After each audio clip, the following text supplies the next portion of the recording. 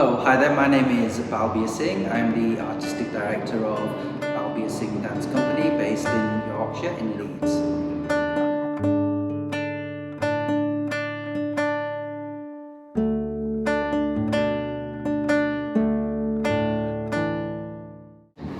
One of the things the company and I like to do is collaborate and create new partnerships, and so this was a wonderful opportunity to collaborate with Eliot Smith Dance and my company. And how this came about as a partnership was, having worked with Eliot Smith previously on other projects for Birmingham International Folklore Festival, we established a nice dialogue and understanding of each other's work. And from there, Eliot asked me to potentially come on board as a choreographer to commission work. So I began to think what might work and suit the individual, and I suggested to Eliot maybe he comes down to the studio and spends a day with my composer in residence, Jesse Bannister, and dancer in residence, Suraj Subramaniam, to explore ideas and collaboration as to what might potentially work out as a partnership and artistically as well. And that day went really well, exploring the broad theme and concept of what it means to be an Indian dancer and not an Indian dancer, and if we're having these two different dances from these different styles of dance and these different East and Western musical approaches, what might work as a concept. And then Eliot was successful with funding, and that was then the starting point for us to collaborate on this wonderful, rich partnership.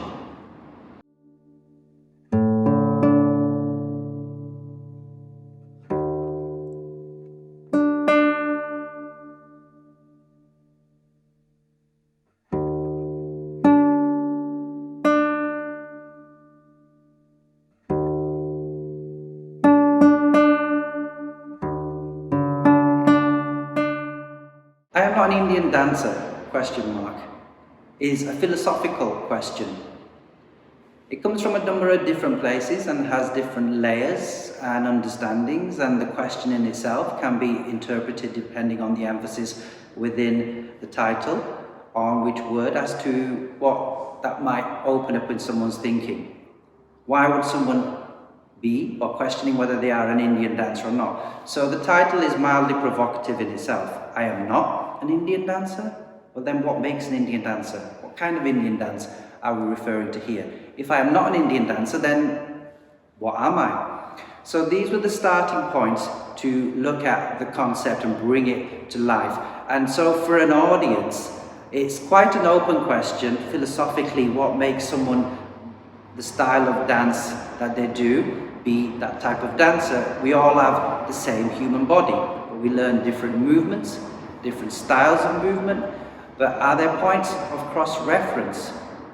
Are there points of thinking as a performer and mindset and approach with purpose and intention with how we use the body and execute movement material, be it abstract or be it literal? What is it with Indian dance as a vocabulary that can be used to understand someone who is from a different style of dance? And if that vocabulary can effectively be used, therefore does that make that person actually an Indian dancer? Because the translation of what they're doing crosses over into this vocabulary to understand what they're doing. So for an audience, is to see these crossovers and connections we have as human beings to engage in cultural dialogue and conversation, and know that the barriers we think that may be there in terms of differences, be there in styles of dance or music, actually are invisible. And it's about a common purpose crossover conversation, and the thinking and the body and the emotions are all the same underneath it.